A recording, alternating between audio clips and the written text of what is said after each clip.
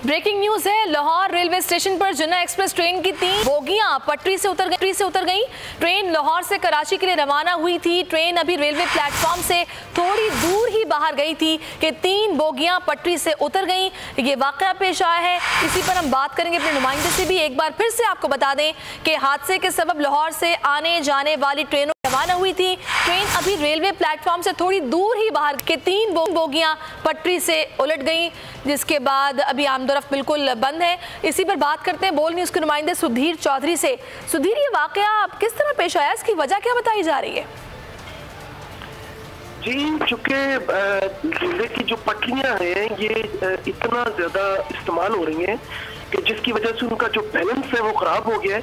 इसीलिए आए दिन जो है वो कोई ना कोई ट्रेन जो है पटरी से डीरेलमेंट हो जाती है और उसकी वजह से हादसे का शिकार होती है।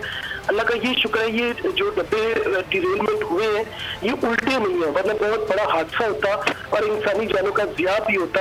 लेकिन ये तकरीबन 3:05 पर ये हादसा पेश आया और उस वक्त जो आमदोरफ्त है, ये चूंकि सिंगल लाइन है, तमाम आमदोरफ्त लाहौर से बाहर जाने वाली ट्रेनों की यहाँ पर बंद है और ये 3 बोगियां जो है वो पटरी से नीचे उतरी थी, जिसके बायस जो है वो ये तमाम आमदोरफ्त इस रेलवे ट्रैक के ऊपर बंद हो गई है।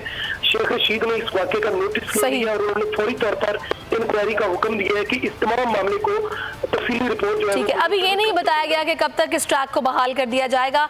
बहुत शुक्रिया सुधीर चौधरी।